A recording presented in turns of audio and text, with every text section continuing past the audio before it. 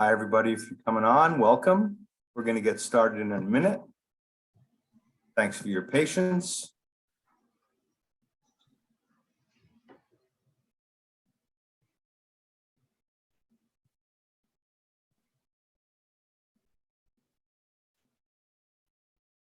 All right, I see a lot of people coming on, and that's a good thing.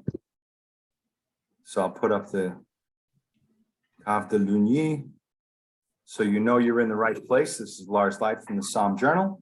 We're going to get started in roughly a minute.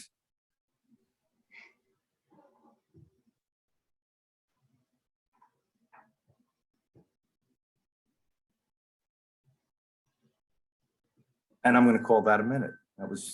I said rough. So as minutes go, that's rough. So welcome, everybody. This is Lars Leicht from the Somm Journal. Welcome to our webinar tonight, exploring Cave de Lugny and white Burgundy. It's I'm saying tonight because I'm in Europe, as our winemaker Gregoire Pissot is, and I should be saying good morning to those of you in California, and good afternoon to those of you further east than that. So welcome and thank you for joining us. We have a very fun topic to explore tonight, and I know a limited number of you have been sent samples, so we will be tasting together. I'm sorry for those that are joining us that won't be tasting, but hopefully you can take some notes, and if you can get a hold of the wines, this is being recorded on Facebook Live on the Somm Journal platform, and it will also be available on sommjournal.com. So we're very excited to have that access for you for when you are able to return and join us at a later date. So I'm really thrilled to be leading this little chat here, and I'm going to encourage you to put your questions in the Q&A. We will try to get to them as much as we can during our chat and during our tasting. But Cave de Lugny is a really great story. We're talking about finding great Burgundy, which seems to be a holy grail, a unicorn of sorts. The value of Burgundy has become a relative term over the past few years. Burgundy pricing has risen, but we are thrilled to be working and talking and speaking with Cave de Lugny, who has great control over different estates and 3,100 acres, 200 estates, 3,100 acres of vineyards throughout the Mâconnais. So they're able to keep things on a relative scale and have great quality control and, of course, price control. And with me tonight is Gregoire. Tonight, I said it again, today, with me right now is Gregoire Pissot, who is the winemaker for Cave de Lugny. He oversees 1,450 hectares of vineyards spread over 250 different domains.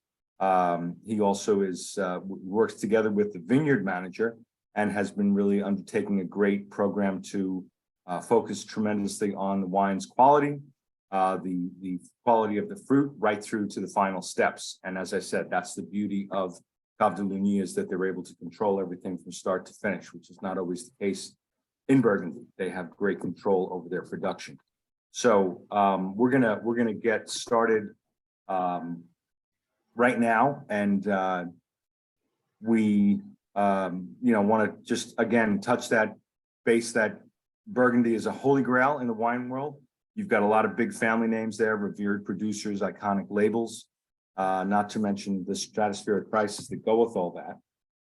But Cave de Lugny, as I mentioned earlier, has been working with a different kind of model, which is sort of fascinating. It's a co-op situation where egos are put in check for the greater good, and the priorities on the purest expression of the grape and its terroir. So, Gregoire, welcome, bonsoir. Thank you very much for joining us. Thank you. Great Thank to have you. you. Bonsoir. Well, tell us a little bit about how that model works. And my biggest question right now, we don't have any questions posted yet, but my biggest question is, where has Cave de Lugny been all my life? I'm going to take the share screen down so you can so everybody can get a look at you. Yeah. So hi everybody. So actually, you all know that Burgundy is very trendy with Pinot Noir and Chardonnay, but the real problem is that the best known appellations are very, very expensive. But for me, there is a specific area in the south of Burgundy near the city of Mâconnais, where the white wines are qualitatively very attractive and can very definitively offer a very good value for the money for the consumer. And of course, in this location, there is my cooperative winery, Cave de Lugny. And I am the winemaker in Cave de Lugny since 18 years now. And I am in charge in the vinification for the red, the white, and the sparkling too. Cave de Lugny has been close to its vine growers and its terroir since its creation in 1926. And actually, Cave de Lugny represents 3,100 acres of vineyards spread over 21 villages. And we have 200 wine growers involved in their production with very rigorous specifications and a strict quality charter. That's awesome.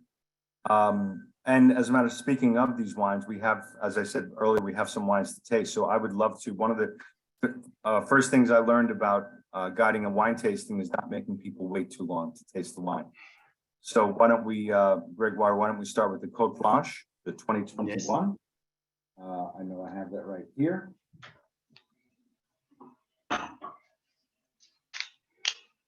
And tell us your overall philosophy for these wines.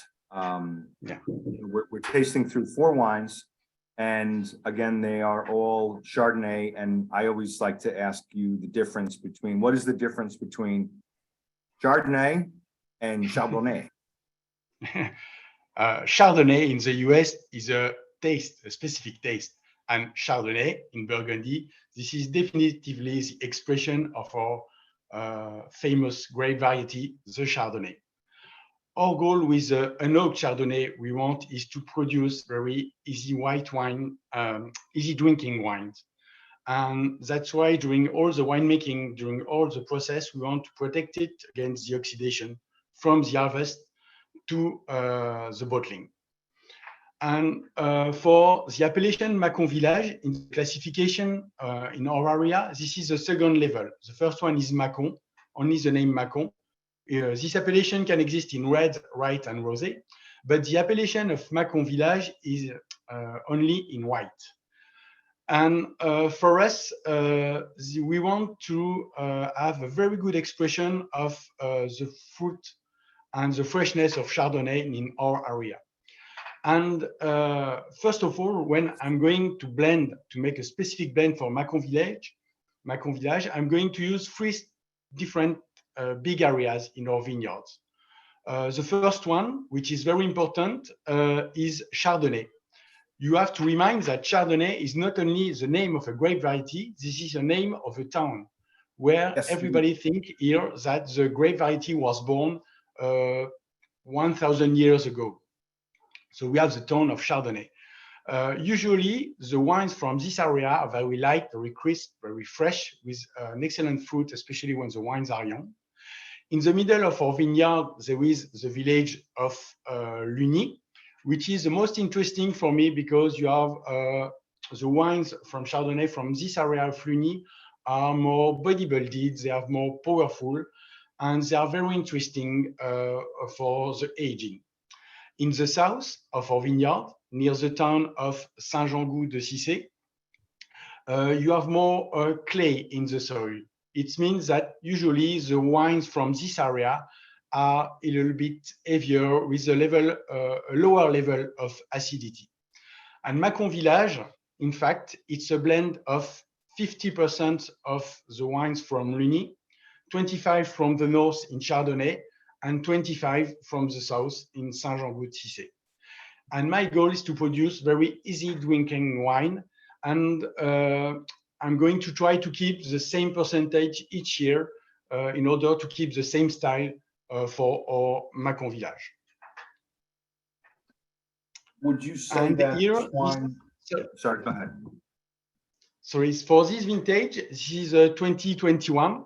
And as a lot of people know, 2021 was a very hard vintage for us. This vintage was marked by the frost in April, we had less 35% of production for all our vineyards. But at the end, for us, this is a traditional harvest. We harvested in September and at the beginning of October.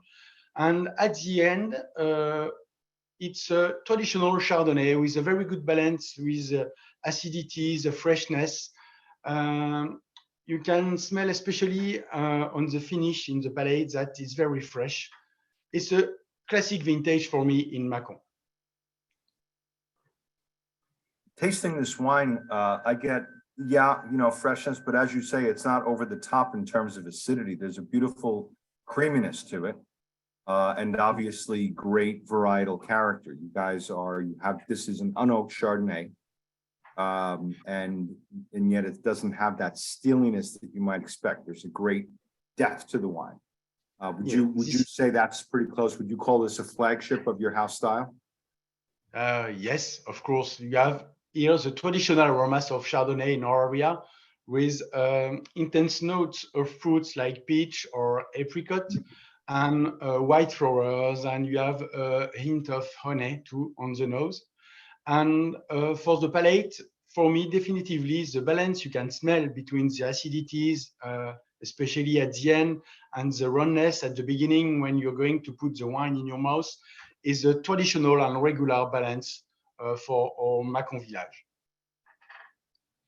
I want to throw a little bit of a curveball at you here, Gregoire, if you don't mind. But I think as we're speaking about that, the fact of the unoaked Chardonnay, the emphasis on terroir, and clearly here with this wine and the next wine, you've chosen to go with a twist off.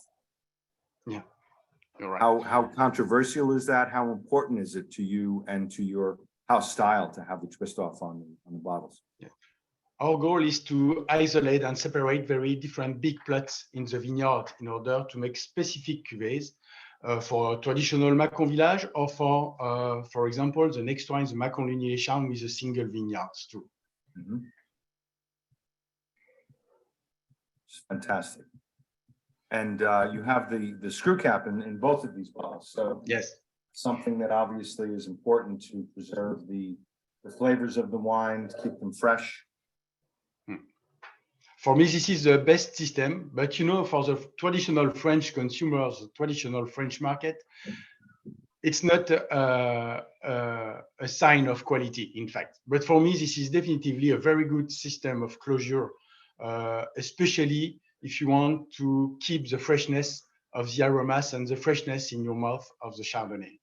And there is no problem if you want to store this wine during 2 or 3 years.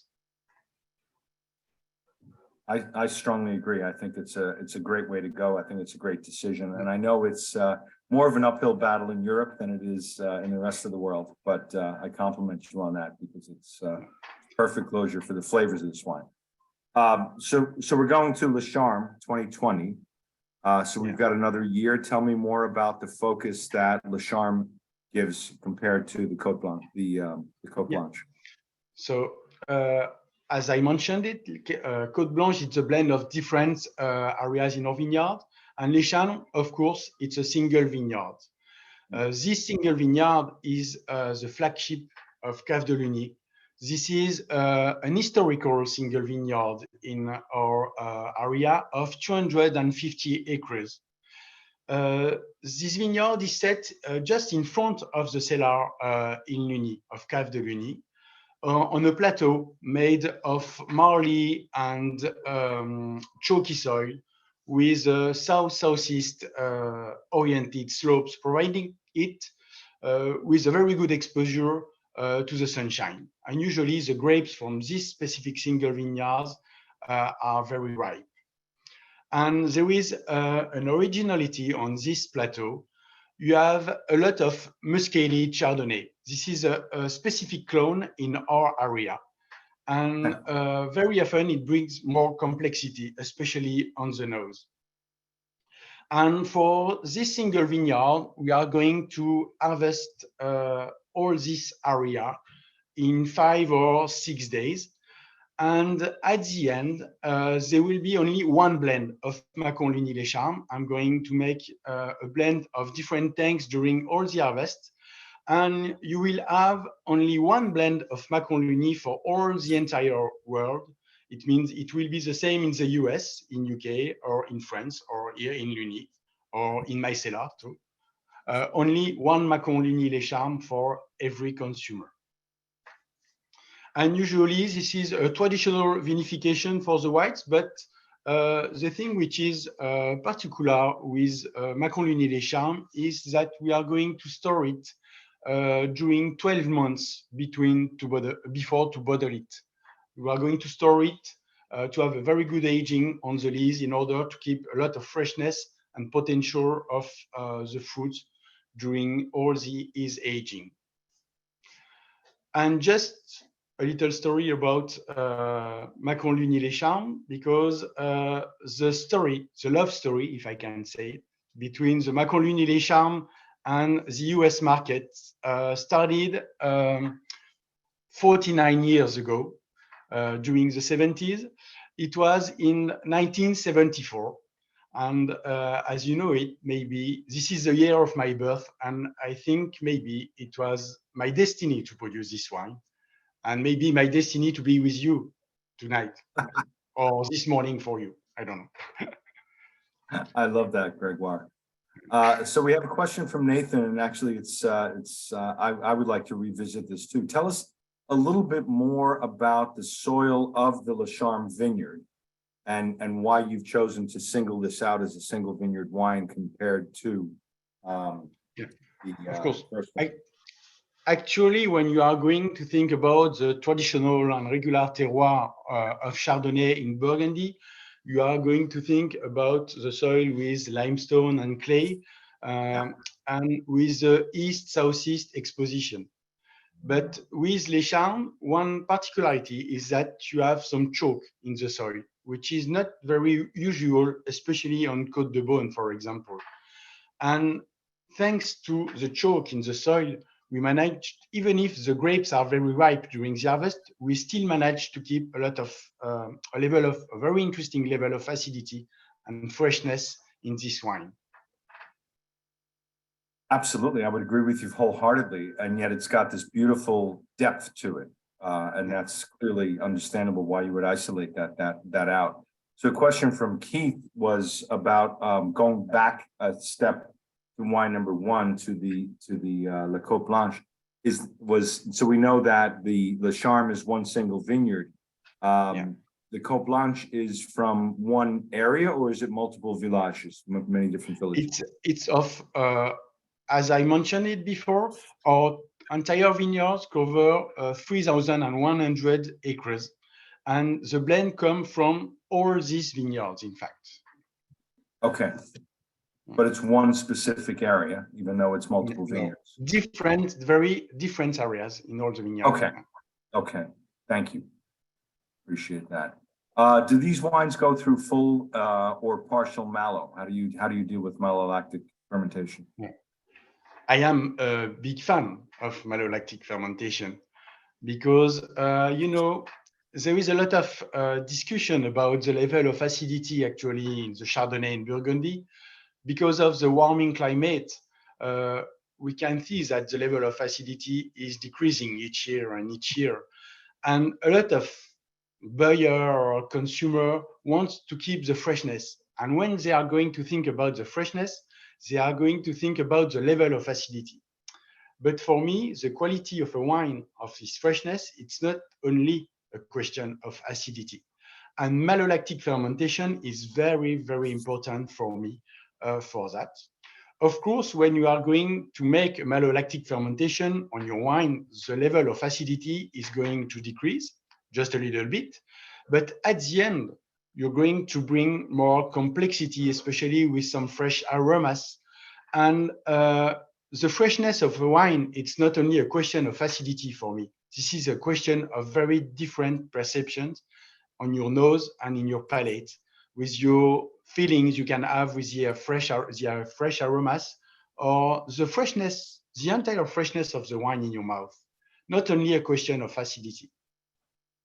And for me, if you want to age your wines you have to realize this malolactic fermentation is very, very important if you want to keep a very good potential of aging for your wine, especially for the whites in Chardonnay, in Burgundy. I would agree. Again, as I mentioned earlier, it gives the wine some great depth. You can have some winemaker who want to stop the mallows by using some sulfites, but I think it's not a very good idea if you want to keep all the complexity and the quality of your wines during 3 or 4 years. But sometimes some buyer want to do that, but this is not my choice, definitively. Understood. And we're going to talk a little bit more about your technique, but a couple of questions have come in. You mentioned earlier the clone of the Chardonnay that is in Le Charme, Yes. being single vineyards predominantly. Would you repeat the name of that clone and tell us what in fact, yes, we think that we have between 5 and 7% of muscated clone of Chardonnay, and his real name is not very interesting. This is only a number. It's 809. Okay. It's clone number 809. Yes, that's all. It's more about the terroir than the clone in the technique. Yes, the name of the clone is not very funny. Right. And what is your position in terms of yeasts? Are you doing selected yeast or indigenous yeast? I'm going to use both, in fact. Actually, I'm going to use maybe for all my production, around 80%, I'm going to buy some yeast to be sure about the quality of the alcoholic fermentation. But sometimes I'm just say, okay, just have a look about the natural fermentation, especially for the single vineyards. Cool. So, I gave you a very brief introduction earlier, but I know that you have worked in many different parts of Burgundy, as well as Champagne before and after attaining your degree. And what I always found interesting about your bio was that you participated in a project in 2011 with the Université de Bourgogne to define minerality, which to many of our audience is sort of I don't know if you want to call it a holy grail or something that we all talk about minerality, but if we're pinned to actually describe it, it becomes a little bit more of a challenge. So can you tell us a little bit more about what you've discovered for the description of minerality, where it comes from, what's the sense there?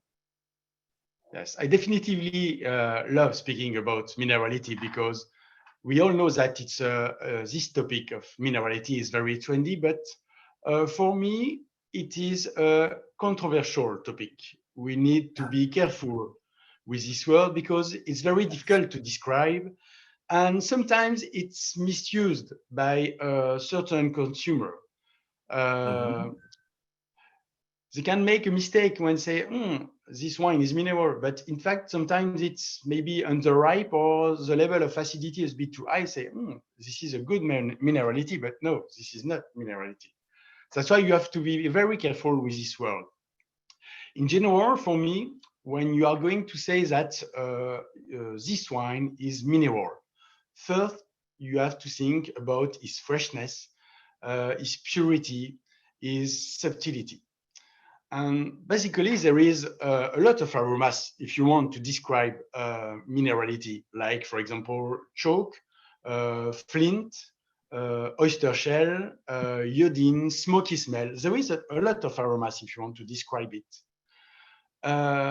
But for me, for the common assumption is that minerality is in wines comes from the mineral in the soil. But for me, if you want to know, from the earth to the glass, it's a bit simplistic. It's very easy to say, but for me, this is not the reality. For me, minerality is a global expression of the vines of Chardonnay through the microorganisms you are going to find on the earth, on the grapes, the yeasts, the different bacteria.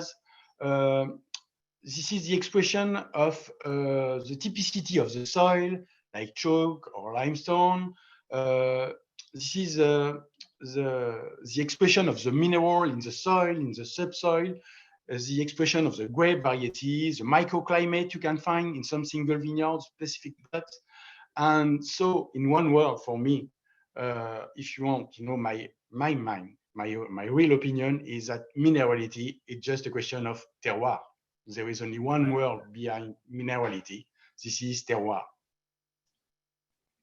Well, that's a fantastic point, because to my thinking, minerality is also represents a great amount of freshness. But I know that at Cave de Lugny, you have taken a great focus to go onto more single vineyard bottlings, which again, that idea of terroir, you have really focused on that.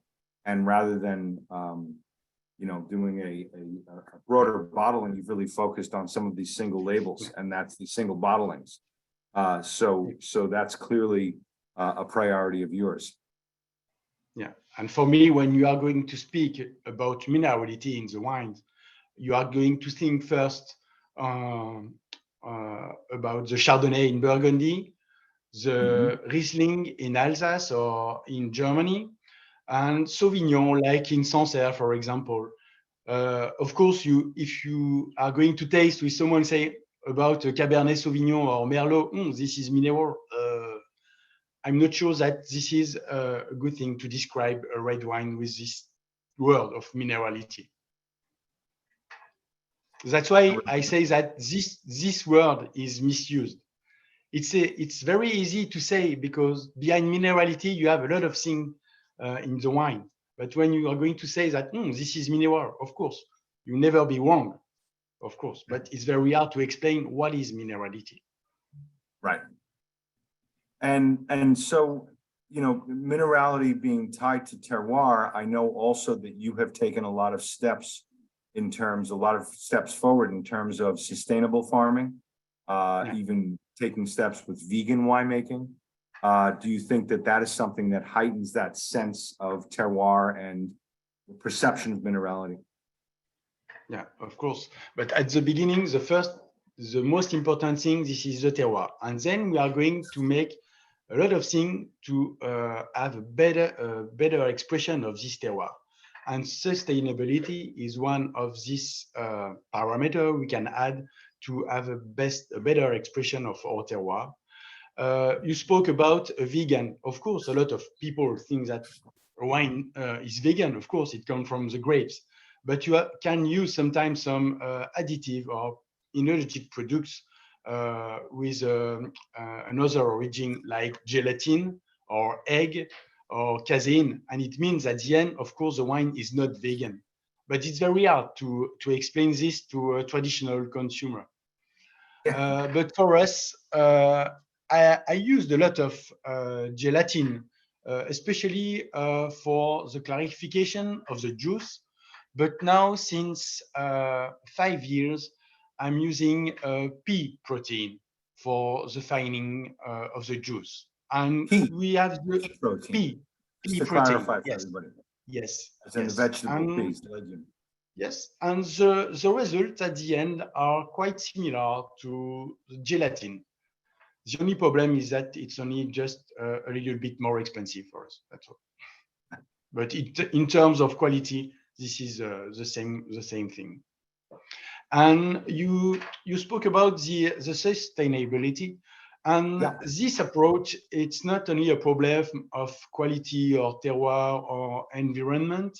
For us, this approach is based on 4 pillars.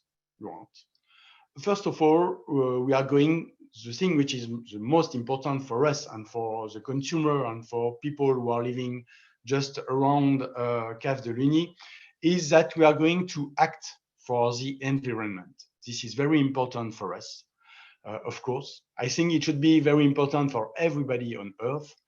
But first of all, we have to save water and energy, for example. We have to protect biodiversity in the vineyards, in the forest.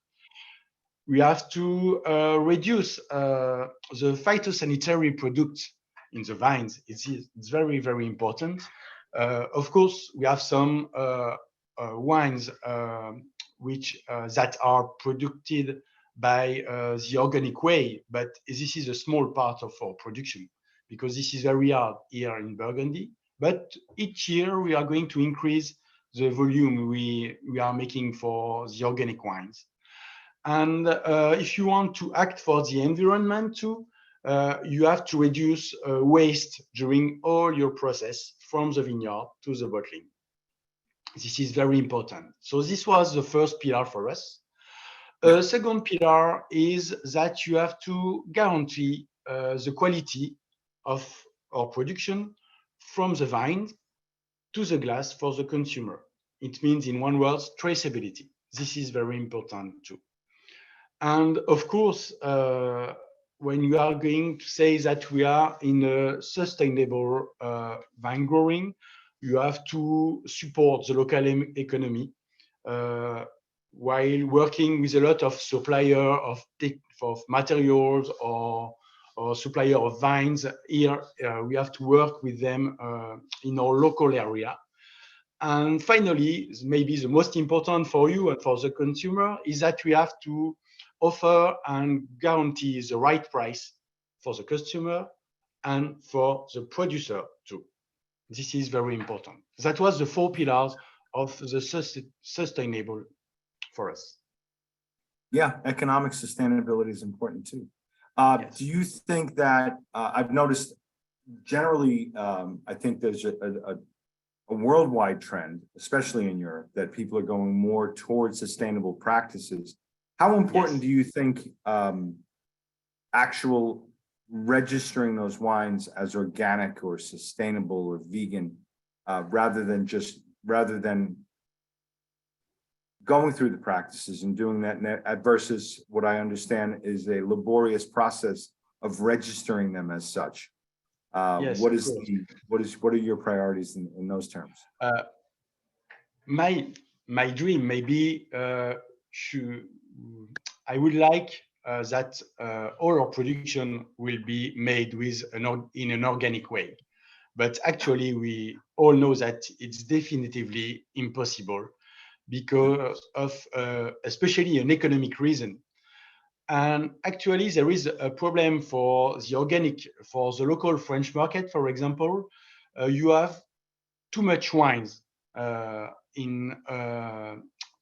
are produced with the organic way. And the problem with that production is that the wines are a bit more expensive. And maybe, as you know it, the economic situation actually in France and in Europe is not very good. And at the end, it's still a problem of price. That's why sustainability is more interesting for us, because we want to keep the good balance between the price for the consumer and the price for the producer. You never have to forget this balance between the producer and the consumer. And if you are only going to produce organic wines, I want to produce organic wines, you have to sell it maybe more than 20 or 30% compared to a traditional or conventional wine. But at the end, if you don't sell it, it will be a biggest problem. Yeah, I've always been a big believer in the fact of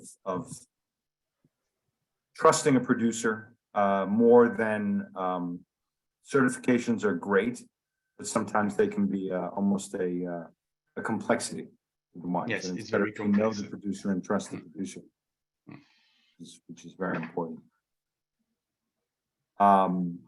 So in terms of production, obviously you want to produce as natural as possible. As you say, you're living in the vineyards, you have your neighbors in the vineyards, you want to go as sustainable as possible. What role do we see in terms of the change of the environment, in terms of environmental temperatures getting a little warmer, I think global warming is a little bit of a simplistic term. There are definitely changes in the environment going on. It's not necessarily warming. It depends on the season. Sometimes it's cooler, sometimes it's warmer. There's more variability. Have you seen more challenges in the seasonal rhythms of the last several years? First of all, I would like to say, am a winemaker in Burgundy since 25 years. And for me, my best vintage are the last 10 vintage, in fact. And thanks to only one thing, this is the global warming. Because we I know this is a good point for the global warming for us, but I know there is a lot of problem with that. But for the quality of our production for us, this is definitively a good thing, because at last, the level of ripeness of all our production is more interesting now compared to the last 30 years, so compared to 30 years ago, for example. But for me, the challenge is that actually this is a good thing for the quality of our vineyard. But in 10 years, if it will be this problem increase, it will be definitively another problem at the end. But for the moment, for the quality, this is not a problem for us. Okay, that's good. Do you think it will ever challenge the way you make your wines in terms of unoaked versus oaked? Yes, we change a lot of things. For example, since now 7 years, when we're going to start the harvest in August, we are going to harvest during the night. The cellar will be open from 5 a.m. to 2 p.m. compared to a traditional day between 9 a.m. to 8 p.m. So it's a big change for us to harvest during the night. And Right. in fact, it's the same thing than in the south of France, but in the south of France, this is a traditional way for the harvest. But for us, this is quite new, in fact.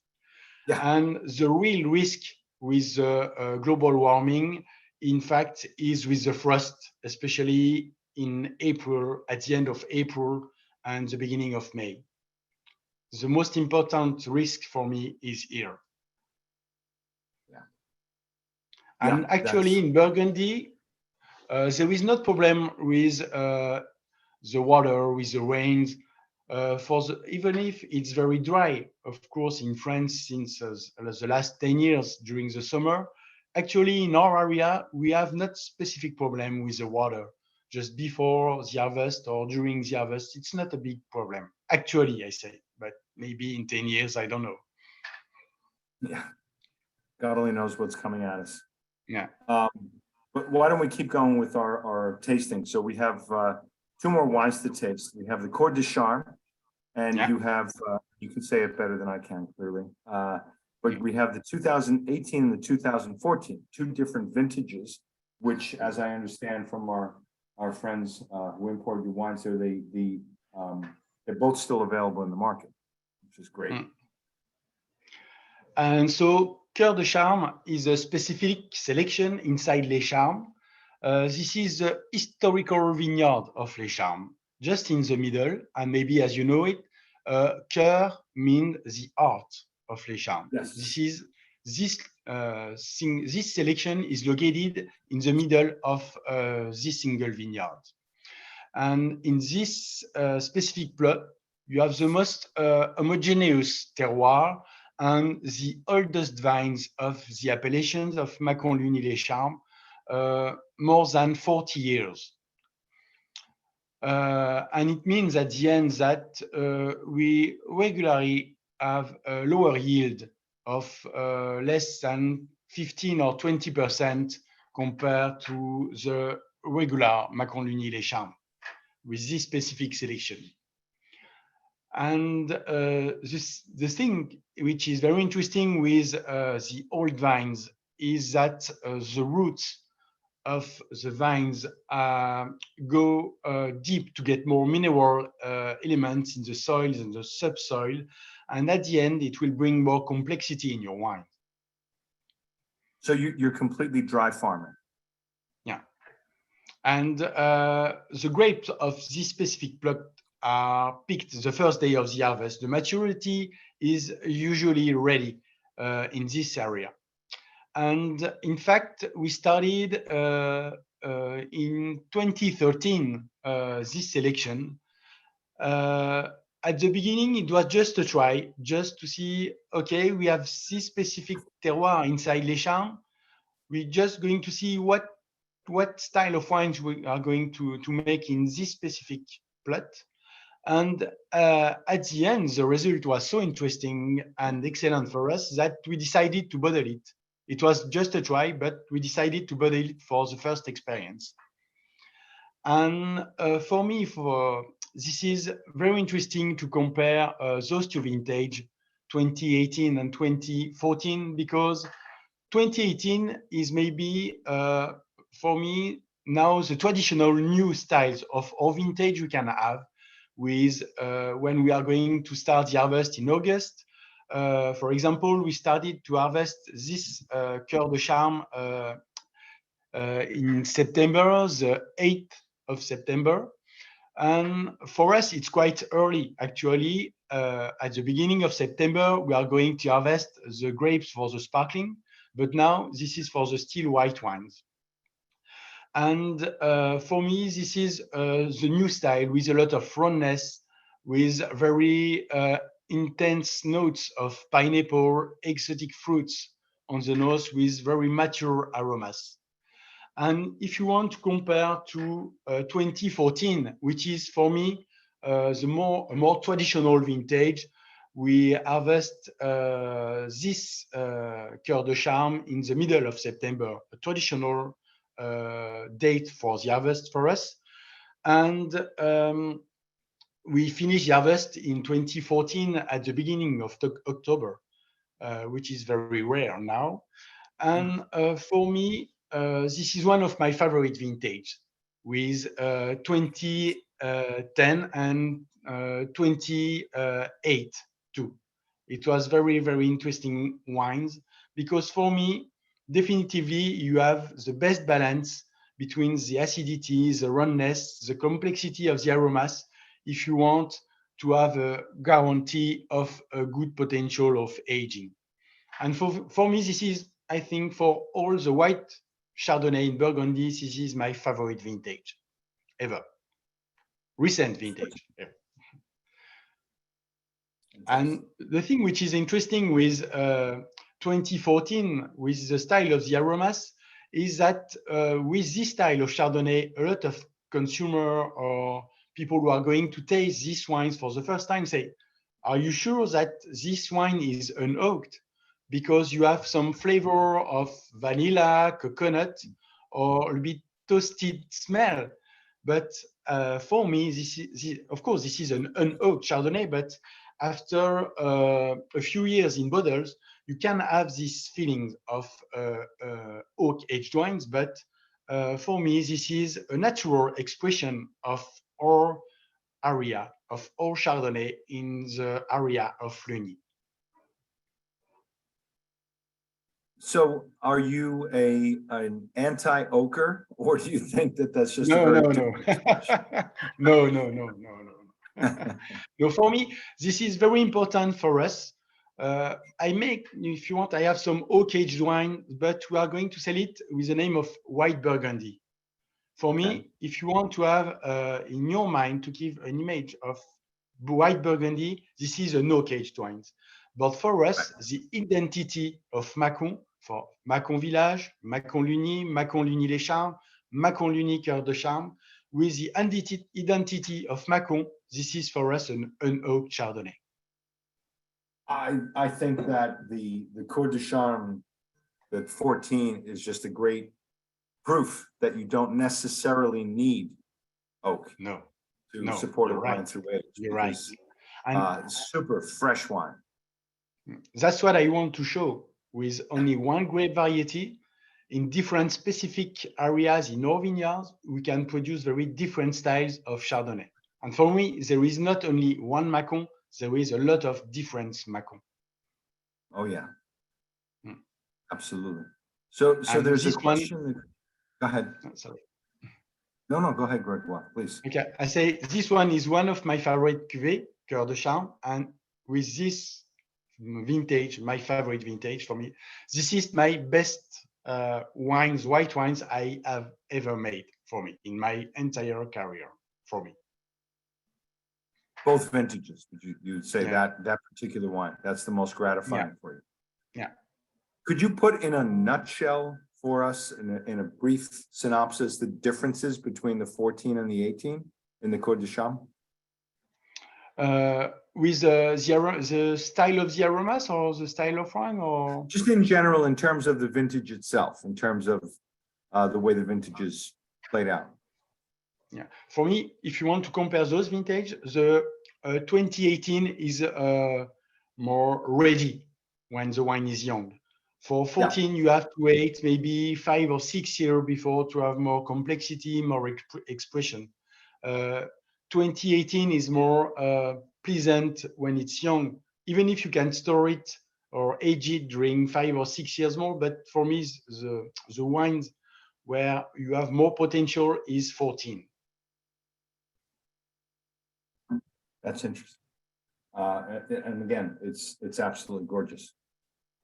So there's a question, and this has nothing to do with you or me, Gregoire, but I want to alert our friends at Deutsch that there's a question about the availability of the wines in Tucson, Arizona from Villa. And if I could ask our friends from Deutsch to address that in the chat section. And then there's also a question on the size of the plot of the vineyard of Les Charmes. Of Les Charmes? Only Les Charmes? In fact, Les Charmes, yes. These single vineyards cover 250 acres. Only Mâconnais Les Charmes. Acres, yes. Not hectares. 250 acres. And for Cœur de Charme, it's a specific selection of 25 acres inside Les Charmes, in fact. Very cool. And what is the lees treatment on Côte de Cham? What are you doing with the lees? Sorry, I didn't understand the question. The lees on Côte de Cham. What is your treatment on the bâtonnage in terms of the Côte de Cham? Yeah. I'm going to make others?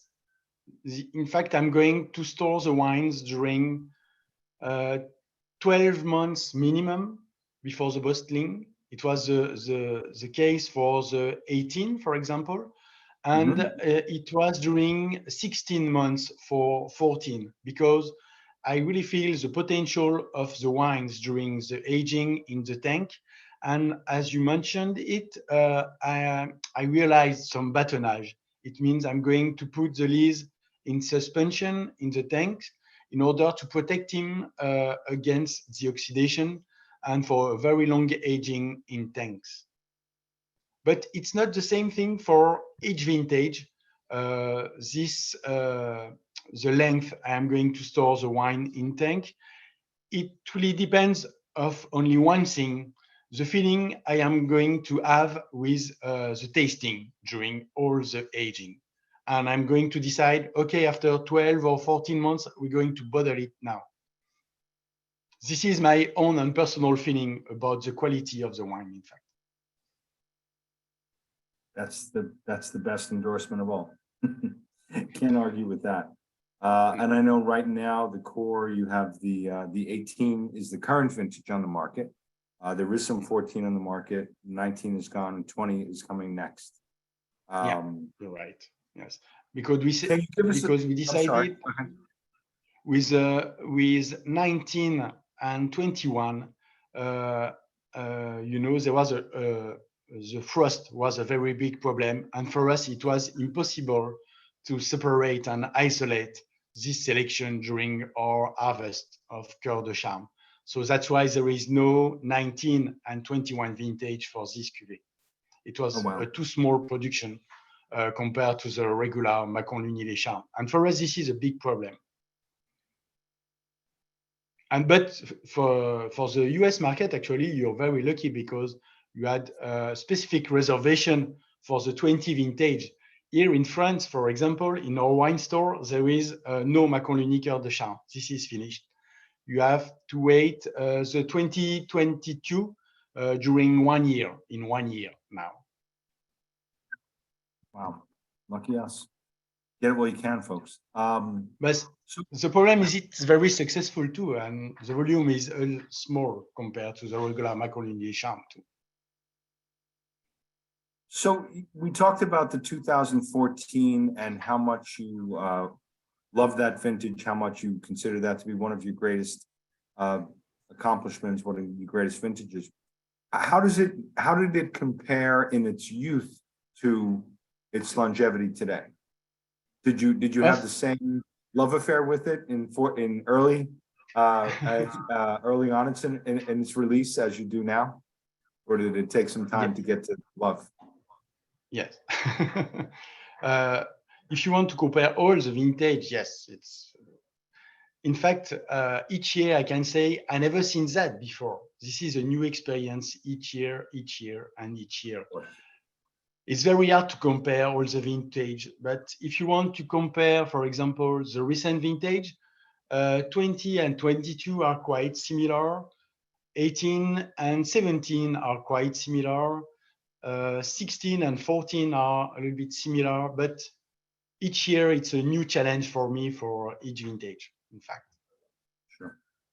Well, speaking of challenges, what can you tell us a little bit about what's going on right now in terms of bud break?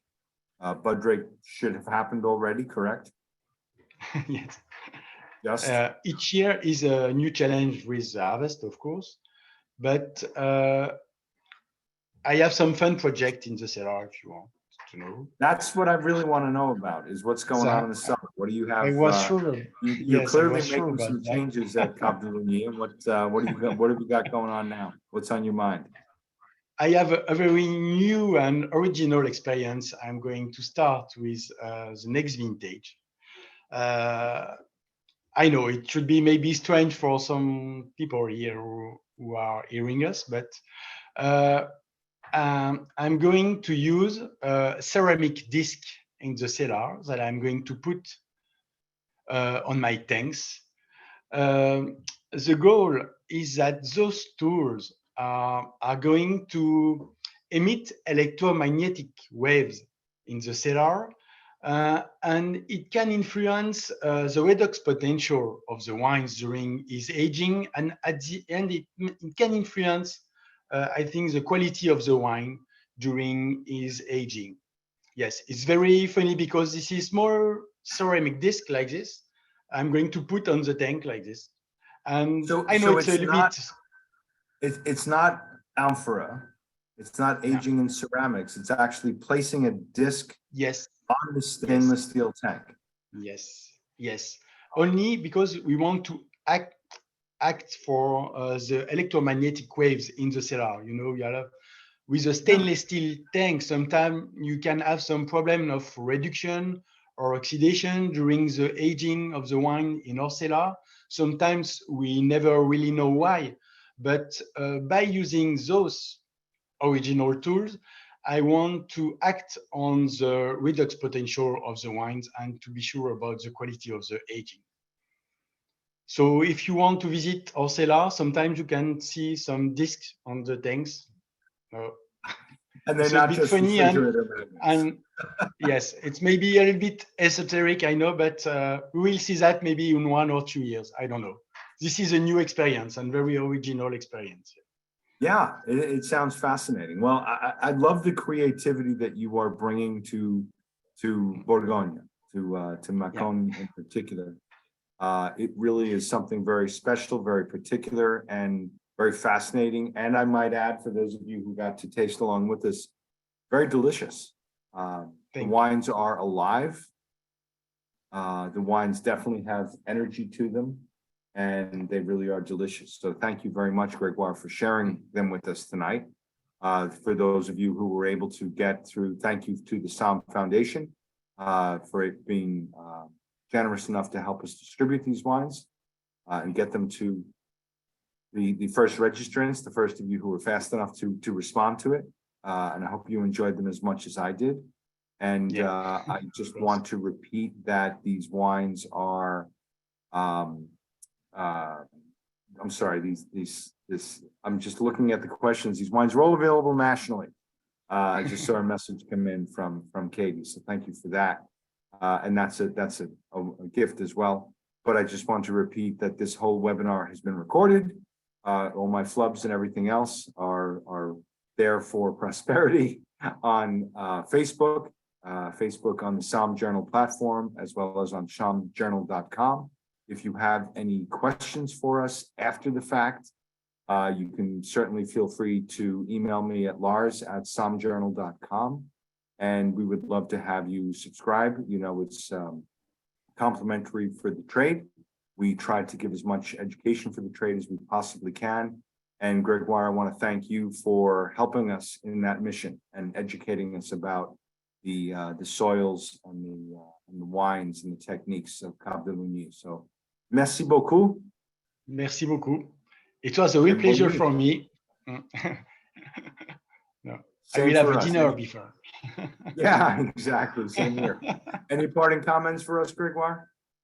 No. And a glass of Cœur de Charme tonight. Absolutely. Wonderful. Thank you all very much for tuning in, and we will see you on our next webinar. And remember that there's also a little study guide in the current issue of the Somm Journal, which if you don't already subscribe to it and get it, you can also see it online in our digital edition. So thank you very much, guys. This is Lars Leicht signing out, and with Gregoire Pissot from Cave de Lugny. And thank you very much. Bonsoir, bonne nuit, and all of that. Thank you very much. Good night.